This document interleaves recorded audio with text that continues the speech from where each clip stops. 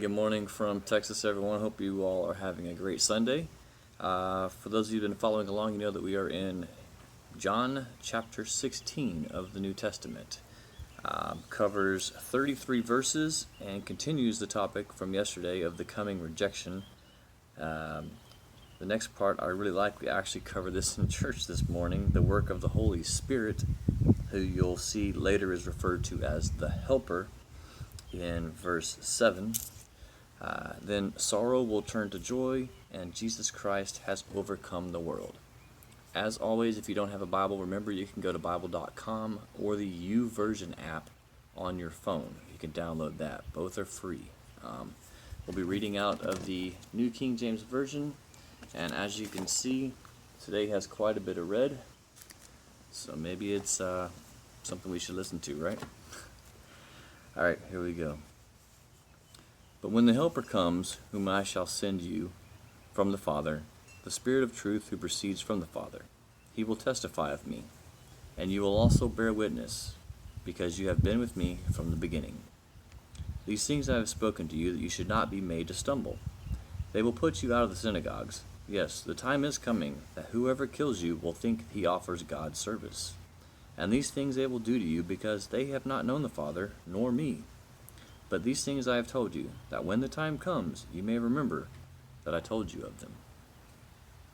And these things I did not say to you at the beginning, because I was with you. But now I go away to him who sent me, and none of you ask me, where are you going?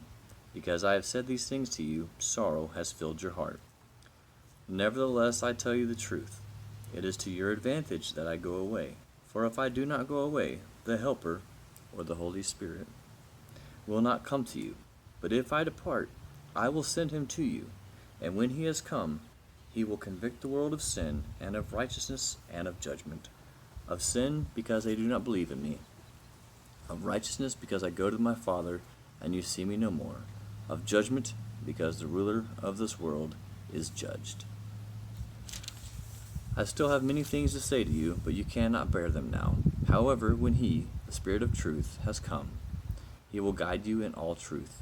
For he will not speak of his own authority, but whatever he hears he will speak, and he will tell you the things to come. He will glorify me, for he will take of what is mine and declare it to you.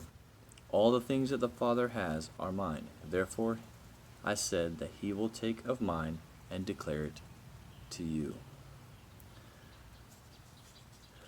I love verses 5 through 15. They're so powerful, and just a reminder that even though Christ isn't here on earth with us today, he didn't forget about us, and he knew that we would still need him. So they sent the Holy Spirit to guide us and to help us through the days. Love those verses. All right. Next section is the sorrow will turn to joy. A little while, and you will not see me, and again a little while, and you will see me, because I go to the Father. Then some of his disciples said among themselves, what is this that he says to us? A little while, and you will not see me, and again a little while, and you will see me, and because I go to the Father? They said therefore, what is it that he says, a little while? We do not know what he is saying. Now Jesus knew that they desired to ask him, and he said to them, are you inquiring amongst yourselves about what I said, a little while, and you will not see me, and again a little while, and you will see me?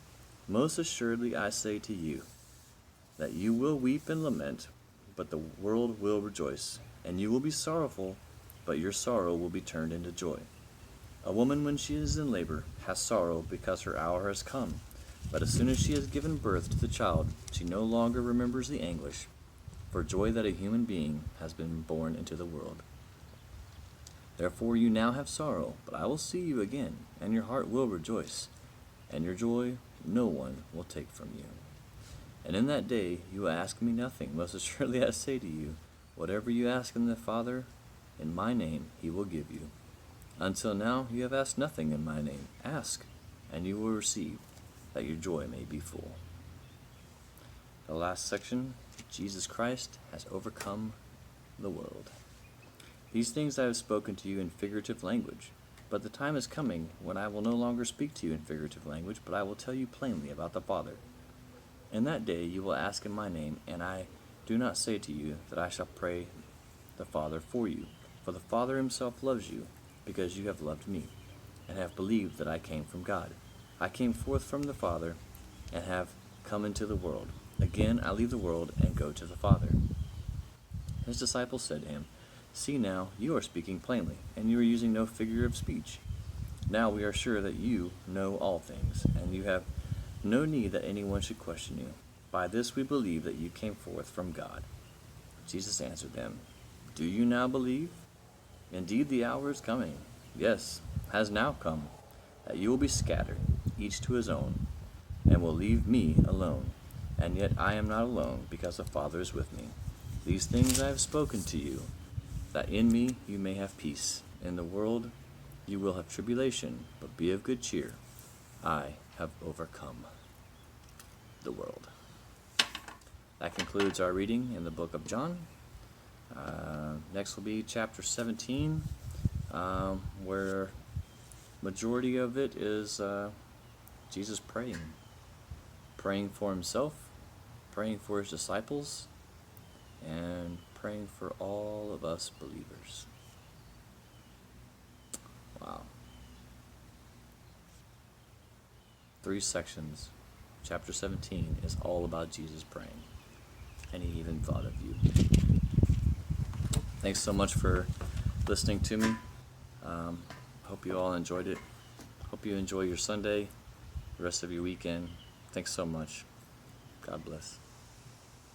When life keeps falling and wonder where he is in all this mess, he's right there to guide you. Unseen, you're not